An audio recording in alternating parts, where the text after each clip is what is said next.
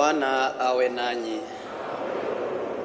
Somo la Injili takatifu ilivyoandikwa na Mathayo. Wakati ule Yesu aliwaambia wafuasi wake, kesheni, kwa maana hamjui siku atakapokuja Bwana wenu.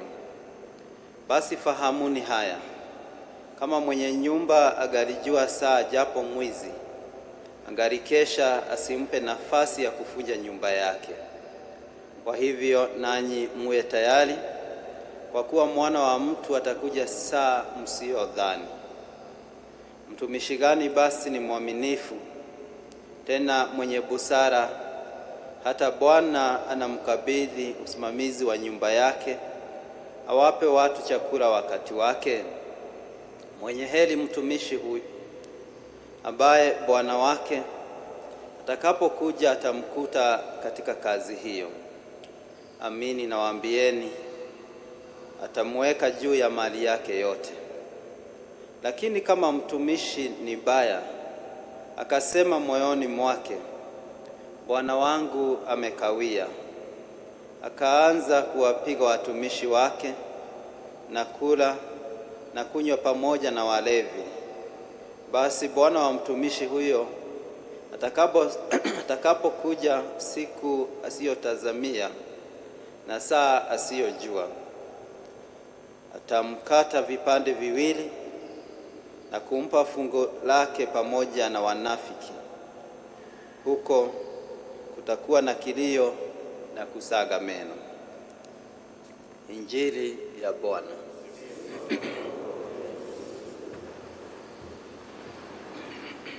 Tumsifu Yesu Kristo. Mungu ni mwema na kila wakati. Katika somo letu la Injili tumeanza kusoma hotuba ya 5, hotuba kuu ya Yesu Kristo, ambayo tunaweza sema is eschatological discourse kwa kimombo. Na hotuba hii inalenga mambo matatu muhimu. Inaongea juu ya uharibifu ama kuharibiwa kwa hekalu la Yerusalemu. Inaongea juu ya mwisho wa dunia, na vile vile inaongea juu ya ujio wa pili wa mwana wa Adamu, kwa kimombo wao tunasema parusia. Na Yesu Kristo anatoa hotuba hii akiwa katika mlima wa Mizeituni, Mount Olives, anapokaza macho yake kuelekea Yerusalemu kukutana na mauti yake. Wanafunzi walikuwa wamemuuliza swali, je, ni ishara gani utatupatia ili tujue wakati utakaporudi? Na Yesu anatumia nafasi hiyo kuambia kwamba saa hiyo hakuna mtu atakayeijua. Mwana wa Adamu atakuja siku ambapo watu hawatakuwa wakidhania. Hakuna mtu anajua saa, wakati, lakini kuna mambo ambayo yatatangulia. Kutakuwa na ghasia katika ulimwengu, kutakuwa na vita, kutakuwa na maradhi, kutakuwa na matetemeko ya ardhi na kadhalika. Lakini Yesu Kristo hawapatii ratiba ya kwamba mambo hayo yataambatana hivi, lakini ni kuwaalika, anawaalika wakuwe waangalifu sana. Na ndiposa anawaambia, kesheni, kwa maana hamjui saa atakapokuja Bwana wenu. Na huo ndio mwaliko, that stay awake. Tuwe tumekesha kila wakati, kwa sababu hatujui saa ambayo atarudi mwana wa Adamu. Na ili kuweka mkazo jambo hilo, Kristo anawatolea mfano wa mtu mmoja, tajiri mmoja. Bwana huyu anafunga safari, lakini kabla hajaondoka anawaita ama anamuita mtumishi wake na kumkabidhi mali yake yote, na yeye anaondoka. Na anapoondoka hasemi wakati atakapokuja, Lakini Kristo anasema mwenye heri yule mtumishi ambaye wakati Bwana atakaporudi saa asiyedhania huyu mtumishi, Bwana atamkuta akifanya na kutekeleza yale anastahili kutekeleza. Lakini itakuwa kizungumkuti kikubwa sana kwa yule mtumishi atakayedhania kwamba Bwana ameondoka na amekawia, kwa hivyo naweza fanya lolote nitakalo. Mtu huyu aweze kukula, kukunywa na kukaa na walevi na vile vile kupiga watumishi wengine wa huyu Bwana. Nasikia Bwana atakaporudi, huyu hatima yake ni kwamba atakatwa vipande na kurushwa mahala ambapo kutakuwa na kilio na kusaga meno. Yesu Kristo anatualika tutafakari juu ya maisha yetu. Tusiwe watu ambao kila wakati we keep on procrastinating, kubadilisha yale ambayo tunastahili kuyafanya leo tuweze kuyafanya kesho. Hatualiki ili tuweze kuogopa hiyo siku ya kiyama itakuwa aje, kwa sababu Kristo anakuja kwetu kila wakati. Huyu Kristo anakuja kwako unapolisikiliza neno. Kristo ambaye anakuja wakati tunakutana tukiwa umati ama kusanyiko kama hili kila asubuhi, sababu katika neno lake anasema mahali wawili ama watatu wanapokusanyika kwa jina langu niko pale. Kristo ambaye tunampokea katika sakramenti hizi tunamepatiwa na mama kanisa. Kristo ambaye tunampokea tutakapokuwa tukiumega mkate. Huyo Kristo anakuja kwetu kila wakati.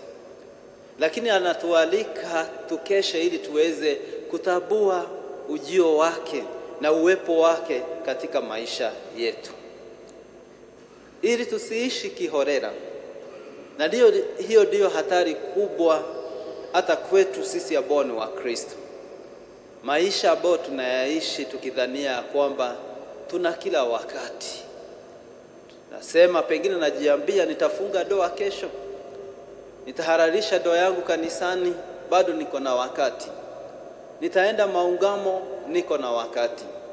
Wacha kwanza nifanye hili, baadaye nitaweza kubadilika. Kristo anatuonya kwamba hatujui hiyo saa, lakini tuwe waangalifu na kuyatenda yale ambayo tunastahili. Hatustahili kuogopa hiyo siku itakuwaje na itakuwa lini. Haya sio maswali ambayo ni ya muhimu kujiuliza. Yaliyo ya muhimu ni kwamba wewe ambao umejiita Mkristo na tumealikwa kwamba tunamjua Yesu Kristo, tuishi nadhiri na ahadi zetu za ubatizo wetu. Maungamo ambayo tuliweza kufanya katika ubatizo wetu, ya kwamba tutakuwa tukikesha, na kukesha ni kuyafanya yale ambayo unastahili. Tusiwe Wakristo ambao ni vigeugeu. Wakati wa mchana tuko sawa, lakini wakati giza imeingia tunaweza tenda lolote. Wakati tuko na watu, tuko watu wema, lakini wakati tuko peke yetu tunatekeleza kila aina ya uovu. Kristo anatuhimiza tusibadilike, tuwe watu ambao tutakuwa wema kila wakati. Na kwa hivyo kama tutakuwa tukitekeleza yale ambao tunayajua ni mema kila wakati, kwa hivyo hatutakuwa na hiyo mafikirio ya kwamba Kristo atakuja lini, wakati ni upi, nyakati ni zipi. Sababu Kristo vile vile alitabiri katika hotuba hii, eschatological discourse, kutakuwa na manabii wengi wa uongo, masia wengi wa uongo, ambao watakuwa akisema mwisho wa dahari ni wakati huu. Kristo anatuambia tusiwafuate, lakini tuweze kusimama imara. Na ndiposa anasema kesheni, stay awake. So we need to be awake from our spiritual slumber.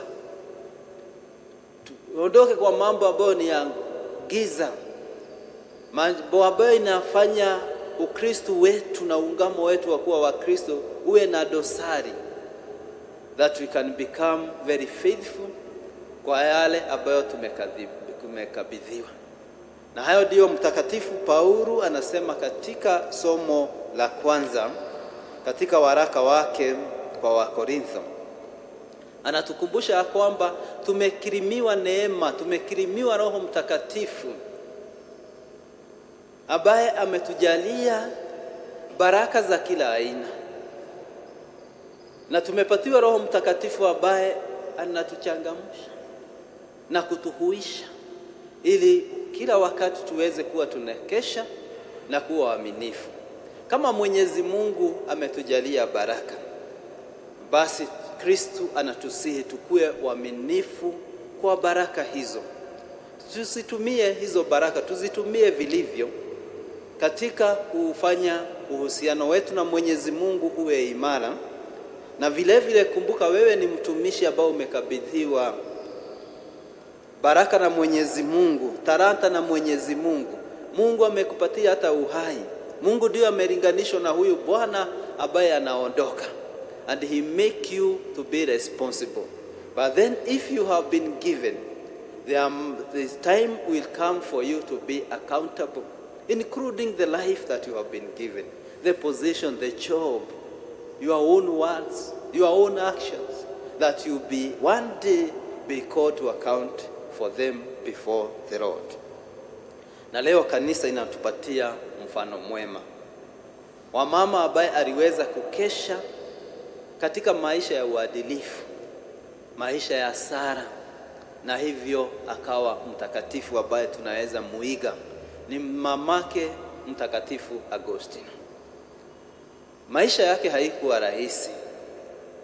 Alipata changamoto kutoka kwa mume wake, alipata changamoto kutoka kwa mwanae Agostino, lakini hayo yakamfanya akuwe karibu sana na Mwenyezi Mungu. Akawa ni mama wa Sara. Ni kweli alikuwa analia wakati mwingi, lakini baadaye tunaona hata wakati Mtakatifu Agostino anapong'oka na kuwa mtu mwema, katika kitabu chake anapoandika The Confession of St. Augustine, kuna mambo aliandika na kusema akitafakari juu ya maisha yake. And at one point he said, a child of many tears and prayers hawezi akapotea. Ni kwa sababu ya hayo machozi ambayo ni manyoofu na Sara za mama yake, anasema alijikuta katika hali hiyo ya kwamba amebadilika. Hata wakati tunapopitia katika dhoruba za maisha haya, tuchukue hiyo nafasi kutoa changamoto hizo kama sadaka mbele ya Mwenyezi Mungu na kumsihi aweze kutukumbuka katika hali zetu.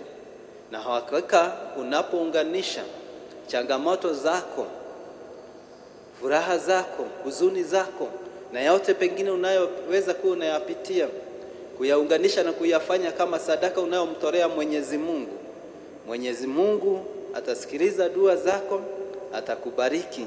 Na kwa hivyo Mtakatifu Monica anatuonyesha na kutoa mfano ya kwamba katika hali zetu tuwe tunakesha, tusifunjike moyo, tusikufe moyo, tuweze kukaza macho yetu tukiyaelekeza kwake Mwenyezi Mungu. Tumsifu Yesu Kristo.